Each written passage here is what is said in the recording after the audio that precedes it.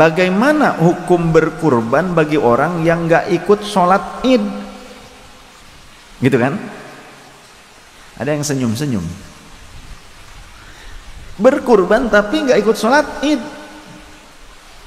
Entah itu karena malas, entah itu karena kesiangan, malu kalau ikut ke masjid udah kesiangan. Kemudian atau juga karena haid, kan orang haid berarti kan tidak sholat. Tapi disunnahkan wanita haid hadir di lapangan bersama orang-orang yang akan melaksanakan sholat id. Hanya hadir dan ikut bertakbiran. Wanita pun ikut takbiran, wanita haid ikut takbiran, tapi bukan ikut sholat ya. Bagi orang yang berkurban tapi dia tidak ikut melaksanakan sholat id, maka sebetulnya sah-sah saja. Yang penting pelaksanaan pemotongan hewan kurbannya di waktu yang tepat. Kapan waktu yang tepat? Nah, ini ada keterangan di dalam Kifayatul Akhyar. Wa hujjatu atibari madha qadri sholati wal khutbataini. Argumentasi pertimbangan berlalunya waktu sekira durasi melaksanakan sholat dan 2 khutbah adalah qauluhu sallallahu alaihi wasallam. Jadi meskipun kita tidak sholat id, tapi menyembelih kurban kita harus di waktu yang kira-kira cukup untuk menyelesaikan sholat id dan 2 khutbahnya. Meskipun di area kita tidak ada yang melaksanakan sholat id, contoh zaman covid ya kan, zaman covid, ataupun di daerah yang minoritas muslim tidak ada yang melaksanakan sholat id, tapi kita ingin menyembelih kurban. Yang penting ketika sudah memasuki waktu isyraq ya, waktu isyraq nih, kemudian berlalunya waktu, dari waktu isyraq itu berlalunya waktu sekira-kira selesai menyelesaikan 2 rakaat sholat id dan 2 khutbahnya yang singkat. Kalau kira-kira dari waktu isyraq kemudian ditambahi berapa waktu untuk selesainya sholat 2 rakaat dan 2 khutbah itu, kalau itu sudah sekiranya telah berlalu, terlewati waktu itu, maka boleh menyembelih hewan kurban meskipun tidak ada sholat id saat itu, karena di daerah yang minoritas muslim, atau karena pandemi, atau karena memang wanita haid. Dalilnya, dasar hukumnya adalah ungkapan atau sabda baginda Nabi SAW, man dzabaha qabla sholati fa innama yadhbahu li nafsi. Siapa yang menyembelih kurban sebelum sholat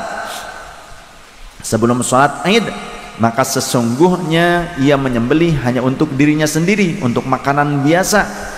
Wa man dzabaha ba'da sholati wal khutbataini, dan siapa yang menyembelih setelah pelaksanaan sholat dan 2 khutbah, faqad atamma nusukahu, sungguh ia telah menyempurnakan nusuknya atau ibadahnya, wa ashaba sunnatal muslimina, dan telah mencocoki, mengenai, mendapati sunnahnya umat Islam. Jadi sunnah juga ada sunnah umat Islam. Sunnah itu ada sunnatullah, sunnatullahil lati qad khalat min qablu wa lan tajida li sunnatillahi tabdila.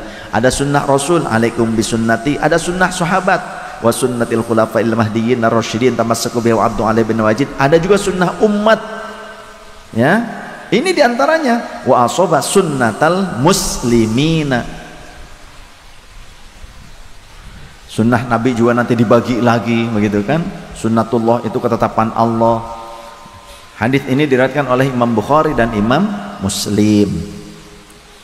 Kan di sini jelas kata Rasulullah kalau menyembelih sebelum sholat itu berarti hanya sembelihan untuk dirinya sendiri, sembelihan biasa, halal dimakan tapi bukan kurban. Tapi kalau menyembelihnya setelah melaksanakan sholat dan 2 khutbah, maka sah itu sebagai kurban. Berarti kalau nggak ikutan sholat id berarti ya tidak jadi kurban dong, itu cuma sembelihan biasa. Seolah-olah demikian, padahal tidak.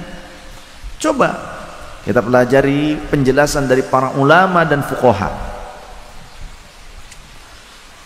Di antaranya dalam Kifayatul Akhyar dijelaskan, qila zahirul khabari yadullu ala i'tibari sholati falima uttiltum an dzalika ila i'tibaril waqti.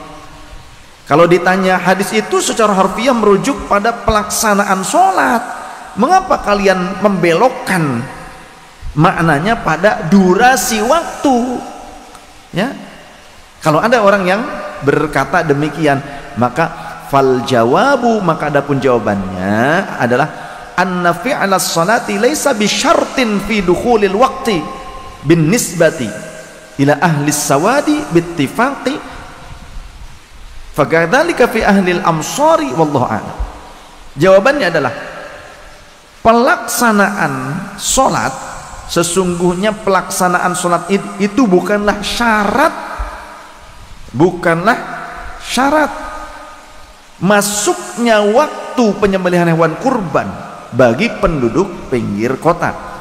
Kadang dimaknai dengan kata al-iraqiyin. Bin nisbati ila ahli sawadi, berdasarkan kesepakatan para ulama, bittifaqi, ya, bittifaqi. Fakadzalika fi ahli al-amsari, hal yang sama juga berlaku untuk penduduk wilayah tertentu. Jadi sholat atau pelaksanaan sholat id bukanlah sebuah syarat keabsahan seseorang untuk berkurban. Artinya meskipun dia tidak ikut sholat id, yang penting pelaksanaan penyembelihan hewan kurbannya di waktu yang tepat, yakni sekira-kiranya durasi orang-orang menyelesaikan melaksanakan sholat id 2 rakaat dan 2 khutbahnya. Ketika selesai kemudian kita menyembelih hewan kurban kita tanpa ikutan sholat id, sah kurbannya. Begitu pula Syekh Abu Zakaria Al-Ansari memperkuat. Jadi beliau mengatakan, wali khabari muslimin la yadhbahanna ahadun qabla an yusalliya, wali khabari Ibni Hibbanin fi kulli ayyamit tasyriki dhabhun, qalu wal muradu bil akhbari taqdiru biz zamani la bi fi'li salati lianna taqdira biz zamani ashbahu bi mawaqitis salati wa ghairiha. Wali khabari Muslim, berdasarkan hadits riwayat Imam Muslim, la yadhbahanna ahadun qabla ay yusalliya, kata Rasulullah, jangan sampai salah seorang dari kalian menyembelih hewan kurban sebelum ia melakukan sholat. Juga wali khabari Ibni Hibban ada hadis riwayat Imam Ibnu Hibban, fi kulli ayyami tasyriki dzabhun, di setiap hari tasyrik itu adalah kebolehan untuk menyembelih hewan kurban.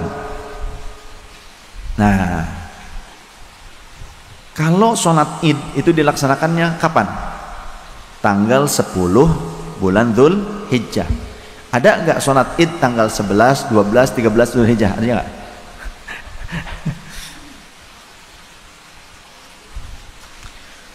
Kalau para ulama menjelaskan, ya, wal muradu bil akhbari, yang dimaksud oleh hadits-hadits tersebut adalah at-taqdiru biz zamani.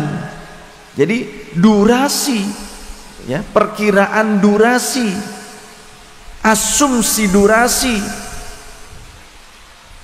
dalam melaksanakan sholat dan khutbah singkat.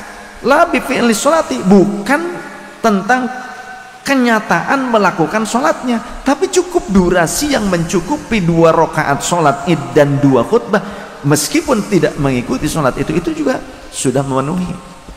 Yang penting waktunya itu tepat. Setelah itu hingga batas akhir hari tasyrik, yakni ba'da asar, tanggal 13 Dzulhijjah, sebelum maghrib menyembelihnya. Adapun ba'da asar nih, ba'da asar kita menyembelih, zrat, kurban sah, tapi pembagian dagingnya malam, tidak masalah, tidak masalah. Yang penting saat menyembelihnya itu ba'da asar, yang terakhir nih kebolehannya itu paling batas akhirnya ba'da asar sebelum maghrib tanggal 13 Dzulhijjah. Li'anna taqdira bizzamani ashbahu bimawaqi'it salati wa ghiriha. Ya, karena sesungguhnya perkiraan durasi pelaksanaan itu lebih dekat dengan waktu sholat dan yang lainnya. Keterangan ini ada dalam kitab Asnal Matalib Al-Imam Abi Zakaria Al-Ansari.